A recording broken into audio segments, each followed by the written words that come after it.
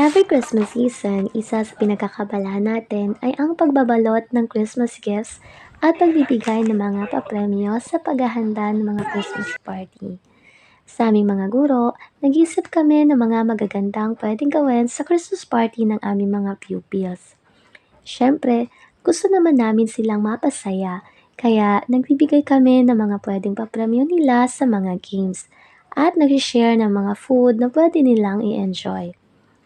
Aside from Christmas party of pupils, I also want to celebrate my T3 promotion this year. Kaya nag-share din talaga ako ng mga food.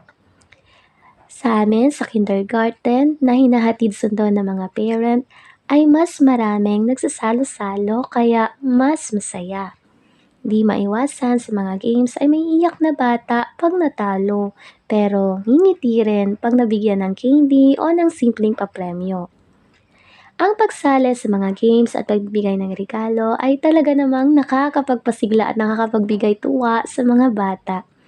Bukod sa pupils Christmas party, minsan ay nagkakaroon din ng mga parents party at teachers party na kung saan ay titigil muna panandalian sa mga paperworks at i-enjoy muna namin ang aming sarili sa pagsasayaw, pagsali sa mga laro at pakikipaghalubilo sa iba.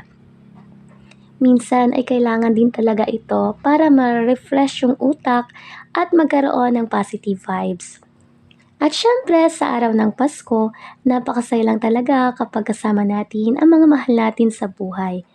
Ang ating pamilya, mga magulang, at pamangkin. Nakakatakam kumain ng paborito nating pagkain kasalo sila. At nakakatuwang makitang nakapagpasaya tayo sa mga simpleng regalong hinahandog natin sa ating mga magulang, mga pamangkin, kaibigan at inaanak.